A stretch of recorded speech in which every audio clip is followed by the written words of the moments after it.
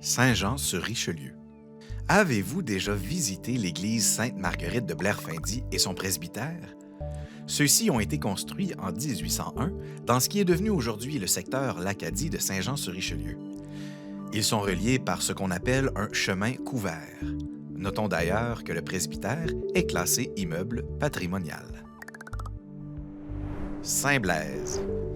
Saint-Blaise sur Richelieu, le berceau du protestantisme francophone au Canada. En visitant la place et le musée Feller, découvrez comment Henriette Feller a établi la première école pour Canadiens français non catholiques au 19e siècle. Apprenez que l'armée canadienne a utilisé l'endroit pour en faire un camp pour les prisonniers de guerre allemands pendant la Deuxième Guerre mondiale. Noyant. À Noyant, 3 épaves reposent au fond du Richelieu, à côté de l'île aux Têtes. Le Maraudeur a coulé lors d'une grosse tempête alors qu'il était amarré, et le Vermont, aussi appelé le Charbonnier, a été victime d'un incendie et a coulé quand les pompiers l'ont rempli d'eau pour l'éteindre.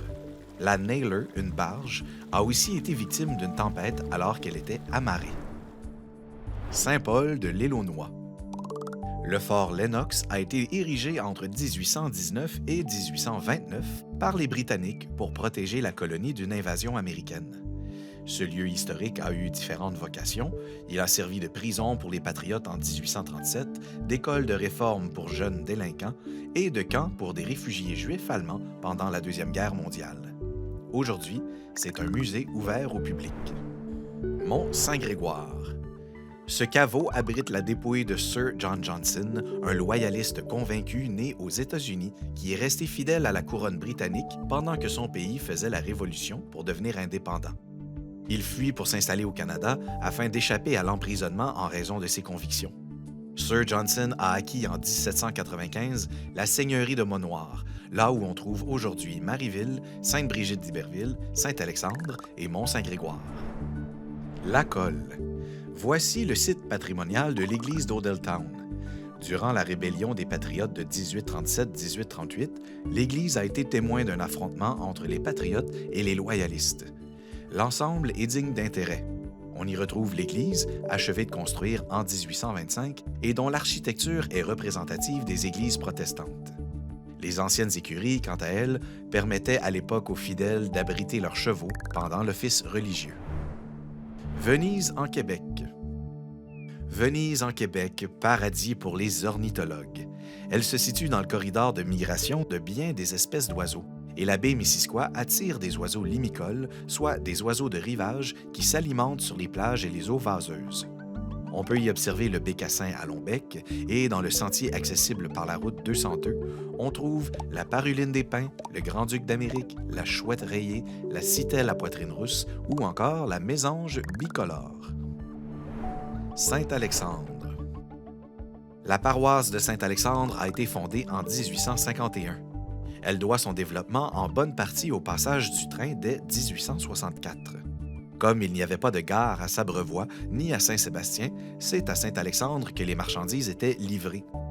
Au milieu des années 1950, avec le transport en camion qui prend de l'importance, la gare cesse de servir et le CN démantèle les rails. On déménage la gare sur le rang Sainte-Marie en 1957 et elle y est toujours. Sainte-Anne de Sabrevois. À l'entrée de Sainte-Anne de Sabrevois se trouve le musée Honoré-Mercier, installé dans la maison natale de celui qui a été avocat, journaliste et homme politique. Chef du Parti libéral du Québec à partir de 1883, il sera premier ministre de la province de 1886 à 1891. Dans ce musée, vous retrouverez des objets qui lui ont appartenu. Une visite guidée ainsi qu'un diaporama vous permettront également de découvrir son histoire. Saint-Valentin. Ici, on cultive la fraise, un délice de l'été. On l'aime pour son goût et pour ses propriétés. La fraise sauvage est cueillie depuis des siècles par les premiers peuples de la vallée du Saint-Laurent. La culture de la fraise est arrivée au cours du 19e siècle. À Saint-Valentin, on trouve les fraises Louis Hébert. L'entreprise est une pionnière de l'autocueillette au Québec et on peut y visiter le premier centre d'interprétation de la fraise au Canada. Saint-Georges de Clarenceville. Le 14 janvier 1862, à Saint-Georges de Clarenceville, naissait Carrie Mathilda Déric. La première femme à occuper un poste important dans une université, elle a été professeure titulaire de génétique et de botanique morphologique à l'université McGill. Elle a poursuivi des recherches en génétique qui ont été saluées par la communauté scientifique internationale, et ce, malgré les pressions sociales de l'époque envers les femmes qui avaient de grandes ambitions. Sainte-Brigide d'Iberville. Les premiers à venir s'installer dans ce qui faisait à l'époque partie de la seigneurie de Montnoir étaient Irlandais et Écossais. Puis sont arrivés des Canadiens français. En 1854, une loi a aboli le système seigneurial.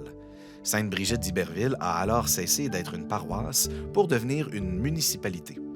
On y trouve encore le rang des Irlandais et le rang des Écossais, en hommage aux premiers colons de la région.